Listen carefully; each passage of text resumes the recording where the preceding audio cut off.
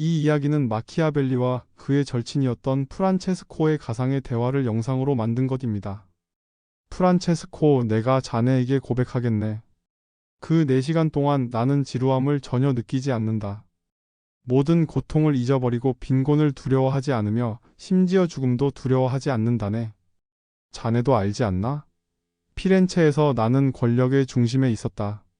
하지만 지금 이 유배지에서 나는 더 위대한 권력자들과 매일 만나고 있다네. 시간을 초월한 지혜의 제왕들과 말이야. 그래서 그렇게 정중하게 옷을 차려입는 거구나. 예의를 갖추기 위해서. 정확히 그렇다네. 만약 내가 평상복을 입고 그들을 대한다면 그것은 신성모독과 같을 것이야. 고대의 현자들은 최고의 예우를 받을 자격이 있다네. 이제야 알겠어. 이곳은 단순한 서재가 아니라 네가 말한 대로 고대의 궁전이구나. 산타 안드레아 인 페르쿠시나 마키아벨리의 작은 서재 1513년 겨울 저녁. 니콜로, 친구야 안에 있나? 아, 프란체스코. 어서 들어와. 이 외진 곳까지 나를 찾아와 주다니. 정말 고맙다. 이곳이 네가 말하던 그 서재구나. 생각보다 아늑하네. 그런데, 니콜로 지금 무슨 옷을 입고 있는 거야? 마치 궁정에 나가는 것 같은데? 아, 이건 말인가? 하하, 너도 이상하게 생각하겠지. 사실 나는 매일 저녁이 되면 이렇게 옷을 갈아입는다네. 옷을 갈아입는다고? 여기서? 누굴 만나러 가는 것도 아닌데 말이야. 진지한 표정으로 프란체스코, 자네는 아직 모르는구나. 나는 매일 저녁 가장 중요한 손님들을 맞이한다네. 손님들이라고? 여기 산골에 무슨 손님이? 바로 이분들이야. 키케로, 리비우스, 타키투스, 그리고 플루타르코스까지. 고대 로마와 그리스의 가장 위대한 현자들 말일세. 니콜로, 설마 유배 생활이 너무 외로워서? 아니야, 친구. 내 정신이 나간 게 아니라네. 듣기나 해봐. 하루 종일 나는 이 시골에서 농부들과 어울리며 시간을 보낸다. 새장치기도 하고 나무꾼들과 이야기도 나누지. 하지만 저녁이 되면 나는 완전히 다른 사람이 된다네. 다른 사람이라니? 낮에 입었던 흙먼지와 진창으로 더럽혀진 옷을 벗고 마치 피렌체 궁정에 입거라듯 이 관복을 입는다네. 왜냐하면 이곳은 내게 고대의 궁전이거든. 고대의 궁전이라. 그렇다네. 나는 이 책들을 펼치는 순간 2000년 전 로마 원로원으로 들어간다. 키케로와 정치에 대해 토론하고 리비우스와 함께 로마의 흥망성쇠를 논하지. 그들과 나누는 대화는 어떤 살아있는 사람과의 만남보다도 더 생생하고 깊이 있다네. 정말 그렇게 느껴지나? 니콜로가 눈을 반짝이며 프란체스코, 내가 자네에게 고백하겠네. 그 4시간 동안 나는 지루함을 전혀 느끼지 않는다. 모든 고통을 잊어버리고 빈곤을 두려워하지 않으며 심지어 죽음도 두려워하지 않는다네.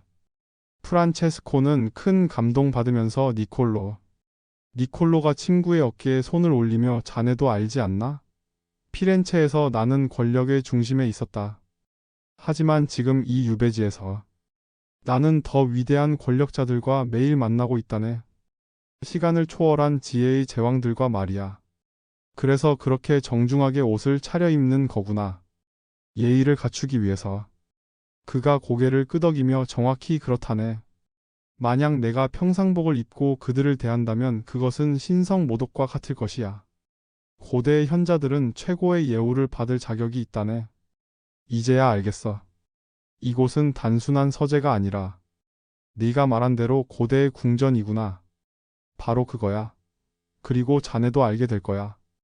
이런 만남을 통해 내가 얼마나 많은 것을 배우고 있는지를. 정치의 본질, 인간의 본성, 권력의 원리. 이 모든 것들을 그들로부터 직접 배우고 있다네. 니콜로, 너는 정말 유배가 축복일 수도 있겠구나. 그럴지도 모르지. 피렌체의 정치판에서는 결코 얻을 수 없었던 이 고요함과 집중, 그리고 영원한 스승들과의 만남. 이것이야말로 진정한 교육이 아닐까? 나도 언젠가 그런 경험을 해보고 싶네. 언제든 환영이야. 하지만 기억해라, 프란체스코. 그들을 만나려면 마음의 준비와 몸의 준비가 모두 필요하다네. 그것이 바로 이 옷의 의미란다. 그런데 니콜로 솔직히 말해봐. 이런 생활이 때로는 외롭지 않나? 아무리 위대한 현자들과 대화한다고 해도 그들은 결국 책 속의 존재들이잖아. 프란체스코, 자네의 질문이 핵심을 찌르는군. 물론 외롭다. 특히 밤이 깊어지면. 하지만 그 외로움마저도 이 만남들이 진짜라는 증거가 아닐까? 무슨 뜻인가? 진정한 대화란 상대방이 나에게 새로운 생각을 불러일으켜야 하는 법이지. 키케로는 나에게 웅변의 힘을 가르치고 리비우스는 역사의 교훈을 들려준다.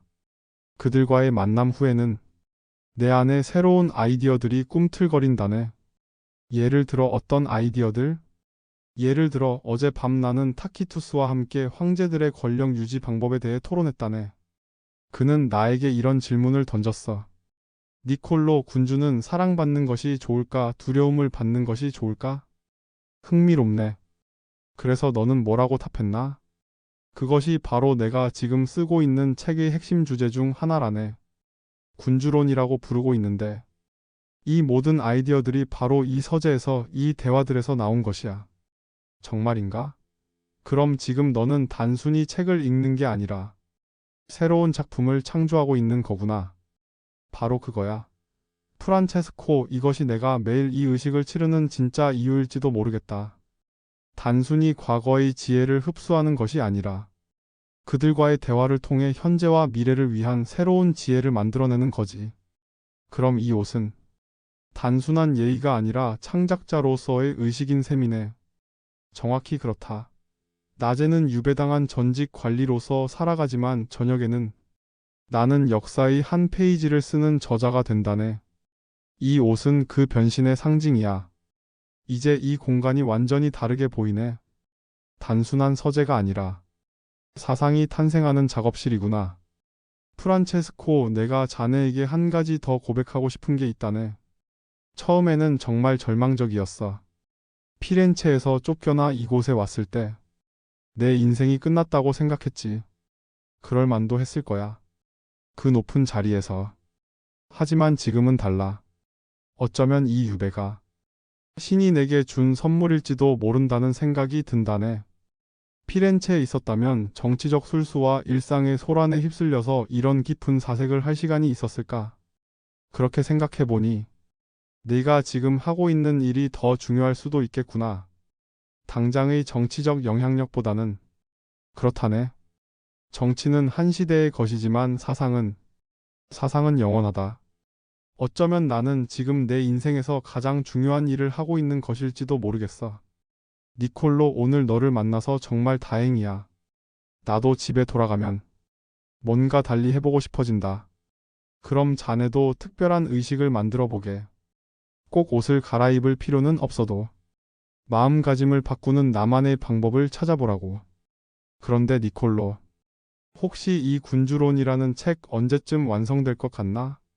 글쎄, 고대의 현자들이 허락하신다면 말이야. 아마 내년 봄쯤에는 세상이 깜짝 놀랄 만한 책 한 권이 나올 거야. 그럼 내가 첫 번째 독자가 될 수 있을까? 물론이지, 친구. 자네야말로 내가 이 책을 쓸 수 있도록 격려해준 사람이니까 말이야. 그럼 다음에 올 때는 나도 좀 더 정중한 옷을 입고 와야겠네. 위대한 저자를 만나러 가는 거니까. 하하. 그래, 서로 예를 갖춰야지. 하지만 프란체스코, 가장 중요한 건 마음의 준비라는 걸 잊지 말게. 이것이 바로 마키아벨리가 유배지에서도 매일 관복을 차려입고 독서를 했던 진짜 이유입니다. 그에게 독서는 단순한 시간 보내기가 아니라 역사상 가장 위대한 스승들과의 경건한 만남이었고, 나아가 새로운 사상을 창조하는 신성한 의식이었던 것이죠. 실제로 마키아벨리는 이 시기에 그 유명한 군주론을 집필했습니다. 만약 그가 이런 경건한 자세로 독서하지 않았다면 과연 인류 역사에 길이 남을 이 걸작이 탄생할 수 있었을까요? 여러분도 책을 읽을 때 마키아벨리처럼 특별한 의식을 만들어 보면 어떨까요? 옷을 갈아입거나 특별한 공간을 마련하거나, 그 작은 의식이 여러분의 독서를 단순한 정보 습득을 넘어서 창조적 사고의 출발점으로 만들어줄 것입니다.